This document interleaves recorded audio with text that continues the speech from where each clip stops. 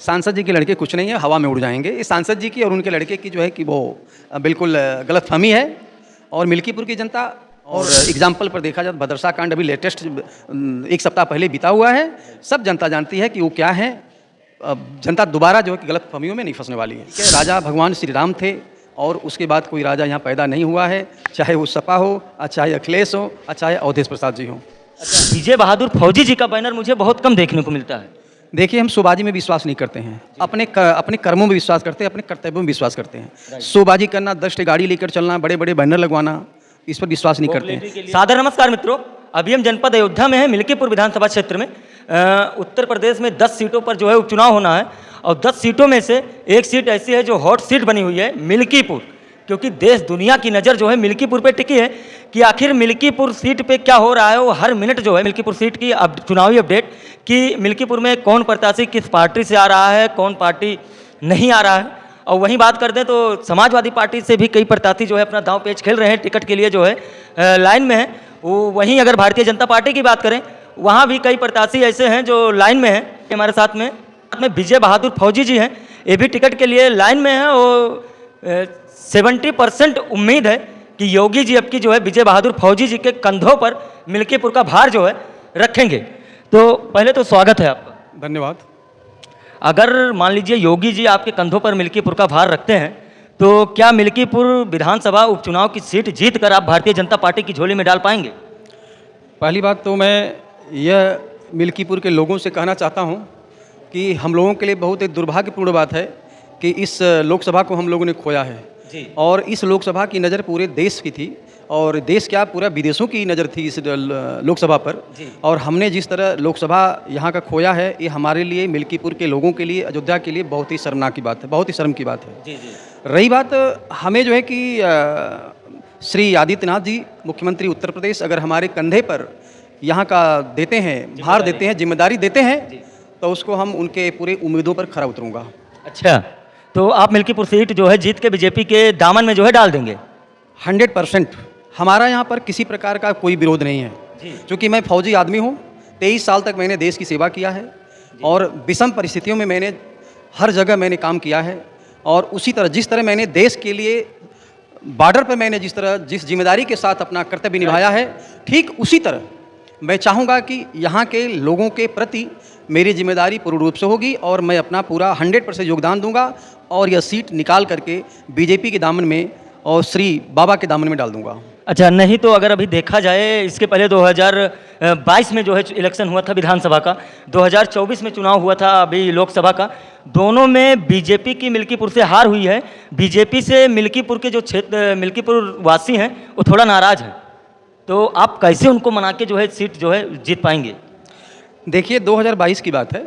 2022 में विधानसभा मिल्कीपुर के लोग किससे नाराज थे, क्यों नाराज थे, इस पर मैं कोई टिप्पणी टीका नहीं करना चाहता हूँ। रही बात 2024 के चुनाव में, तो 24 के चुनाव में जो है कि क्या हुआ है, जनता क्यों नाराज रही है, ये तो जनता बता सकती है। हमारे ख्याल से मुझे पूर्ण विश्वास था कि 2024 का लोकसभा की जनता जो है कि लोकसभा जिता करके माननीय सांसद जी को दिल्ली भेजेगी जी। लेकिन यह बात हो नहीं पाई और जनता ने अपना वादा पूरा नहीं किया। इसका हमें पूर्ण रूप से बहुत खेद है। जी जी। अच्छा, तो आप यहीं के मिल्कीपुर विधानसभा के निवासी भी हैं, तो इसका लाभ आपको कितना मिलने वाला? देखिए, यहाँ की जनता हमें पूर्ण रूप से अपने आंखों पर बिठा रखी है। जनता हमारे यहाँ का कोई भी जनता विरोध नहीं कर रही है। रही बात मिल्कीपुर के लोगों का, जो हमारे जो फौजी परिवार है, लगभग 30,000 परिवार है इस मिल्कीपुर में, और हमें पूरी तरह से पूर्ण रूप से मेरे साथ वो लोग हैं और यह सीट निकालने में हमें कोई कठिनाई नहीं होगी। और मैं बहादुरगंज का रहने वाला हूँ और हमें बड़े दुख के साथ यही कहना पड़ रहा है कि यह सीट हम लोगों ने हारा है, ये हम लोगों के लिए अच्छी बात नहीं है। जी जी। अच्छा, तो कौन कौन से आपके बेहतर मुद्दे होने वाले हैं किसानों के हित में और जनता के हित में, जिस पे आप चुनाव लड़ेंगे? सबसे पहले यहाँ पर मुद्दा होगा हमारा कि जो यहाँ पर छुट्टा जानवर घूम रहे हैं, उनके ऊपर अंकुश लगाना। उनके ऊपर पूरी तरह से मैं अंकुश लगाऊंगा और भी तमाम कार्य जो है, कार्य प्रणाली हमारे दिमाग में चल रहा है, एक खाका बना के रखा हूँ और मैं जनता के सामने जो है कि पेश करूँगा। जब वो जिम्मेदारी हमें मिलेगी तब मैं जनता को उजागर कर दूँगा। जी नहीं तो सामने अगर देखा जाए तो जो अयोध्या के सांसद हैं, मैं उनको सांसद का अखिलेश जी ने उनको जो है अयोध्या का राजा बता दिया है। अयोध्या के राजा के बेटे की दावेदारी ज़्यादा तेज नजर आ रही हो, कहीं ना कहीं राजा जी के जो बेटे हैं उनसे आपका मुकाबला होने वाला है। देखिए, कोई अयोध्या का राजा नहीं है। अयोध्या का राजा भगवान श्री राम थे, ये दुनिया जानती है, हमारा इतिहास जानता है। यहाँ कोई अयोध्या का राजा नहीं है। और हमारे जो वर्तमान के सांसद हैं वो राजा वजा नहीं है, कोई राजा नहीं है। अखिलेश यादव जी ने तो उनको बोल दिया कि जो है वो तो राजा हैं अयोध्या के। अब देखिए अखिलेश यादव क्या बोले हैं, अब उनके दिमाग में क्या चल रहा है, ये हमारे ख्याल से ये बहुत ही हंसी के पात्र हैं। वो जी जो शब्द राजा बोले अयोध्या के, ये उनकी जो है कि नाम समझी है, और हम कहेंगे कि अनमिचोड़ हैं। अब हम सब तो जब से जन्म हुआ अयोध्या की धरती पे, हम लोग तो यही जानते हैं कि हमारे राजा राम थे और राम हैं और राम ही रहेंगे। लेकिन अब नया नया राजा अयोध्या में जो है बन रहा है। बिल्कुल, हमारा इतिहास बताता है, हमारे वेद बताते हैं कि भगवान श्री राम इस पावन पवित्र धरती पर जन्म लिए और यहाँ पर उन्होंने अपना बचपना गुजारा। ये हम लोग रामायण में भी देखते हैं और इतिहास में भी पढ़ते हैं, रामायण में पढ़ते हैं। ठीक है, राजा भगवान श्री राम थे और उसके बाद कोई राजा यहाँ पैदा नहीं हुआ है, चाहे वो सपा हो, चाहे अखिलेश हो, चाहे अवधेश प्रसाद जी हो। अच्छा, तो अभी बात करें समाजवादी पार्टी की, तो समाजवादी पार्टी जो है पीडीए बताती है कि हम पीडीए पे काम कर रहे हैं। अभी वहीं देखा जाए तो भदरसा कांड को लेकर आप क्या कहेंगे? इतना बड़ा जो है कांड हुआ है। भदरसा कांड ये हमारे समाज के लिए, हमारे अयोध्या के लिए बहुत ही शर्मनाक घटना है। पूरे देश में सपा की थू थू हो रही है। हर कोई सपा को जो है कि गालियाँ दे रहा है, हर कोई सपा को जो है कि कोस रहा है कि सपा के लोग हर जगह जो है कि अत्याचार करते हैं, हर जगह जो है कि वो गंदगी फैलाते हैं। इनका काम ही वही है। जी जी। इसके अलावा वो कुछ नहीं कर सकते। अभी अयोध्या में जो हमारे देश में हमारी सरकार बनी है और सरकार बनी रहेगी। हमारी सरकार जो है कि बहुत दिन तक चलती रहेगी। कांग्रेस 70 सालों तक राज किया देश पर, क्या दिया है? अगर देश की एक भी जनता बता दे कि हम कांग्रेस के कार्यप्रणाली से और कांग्रेस की नीतियों से कोई खुश है? कोई खुश नहीं है। जो हमारा 70 साल से बिगड़ा हुआ कार्यप्रणाली और किसी तरह बीजेपी ने पटरी पर लाने की कोशिश कर रही है, लेकिन हमारे देश में छोटे छोटे पार्टियां हैं और जैसे कांग्रेस है, सपा है, बसपा है, तमाम पार्टियां हैं। ये लोग केवल पीछे खींचने की कोशिश कर रहे हैं और अच्छे कार्यों को, हमारे अच्छे वातावरण को ये लोग गंदगी कर रहे हैं, गंदा कर रहे हैं। जी, अभी मिल्कीपुर में उपचुनाव है और मिल्कीपुर में अभी हम देख रहे हैं जितने प्रत्याशी लाइन में लगे हैं, सबका चौराहे पे बड़ा बड़ा होल्डिंग, बड़ा बड़ा बैनर है। विजय बहादुर फौजी जी का बैनर मुझे बहुत कम देखने को मिलता है।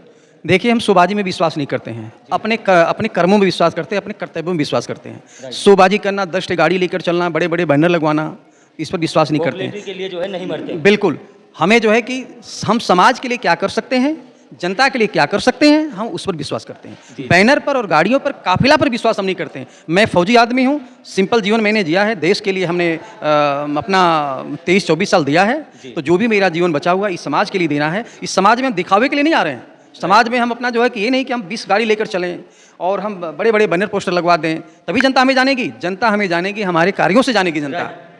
जनता गाड़ी से और बैनर से नहीं जानेगी। हम जनता के बीच में कितना घुस रहे हैं, कितना उनकी बातों को गहराई से ले रहे हैं, उनके दुख दर्दों को कैसे हम सुन रहे हैं, कैसे समझ रहे हैं, उनके लिए हम कर क्या रहे हैं, इस पर हमें विश्वास है। गाड़ियों पर, बैनर पर हमें बिल्कुल विश्वास नहीं है। शोबाजी में मैं बिल्कुल विश्वास नहीं करता, 100% नहीं करता। मैं अपने कार्यों पर ही विश्वास करता हूँ। जी जी। तो आप जो हैं सांसद जी के लड़के से मुकाबला करने के लिए मिल्कीपुर में एकदम जो है तैयार हो गए हैं। सांसद जी के लड़के कुछ नहीं है, हवा में उड़ जाएंगे। इस सांसद जी की और उनके लड़के की जो है कि वो बिल्कुल गलतफहमी है। और मिल्कीपुर की जनता और अयोध्या की जनता सब जान गई है, पहचान गई है और इनके कृत्यों को सब जनता समझती है। और एग्जाम्पल पर देखा जाए, भदरसा कांड अभी लेटेस्ट 1 सप्ताह पहले बीता हुआ है। सब जनता जानती है कि वो क्या है। जनता दोबारा जो है कि गलतफहमियों में नहीं फंसने वाली है। जी जी। तो दोस्तों, अभी हमारे साथ में थे विजय बहादुर फौजी जी, जो ही आपको मैं सामने बात किया, आप भी देख रहे हैं, काफ़ी जो है सरल स्वभाव के हैं। बाकी इन्होंने देश की सेवा किया है, अब वहाँ से रिटायरमेंट हो गया है, अब ये जनता की सेवा करना चाहते हैं। और हम यही कहेंगे, अगर एक फौजी अगर जनता की सेवा करने लग जाए तो देश कहीं ना कहीं सुधर जाएगा। आप लोग क्या सोचते हैं, फिर राय कमेंट में जरूर दीजिएगा और इसी तरह की वीडियो के लिए बने रहे हमारे साथ। SDN live news. धन्यवाद।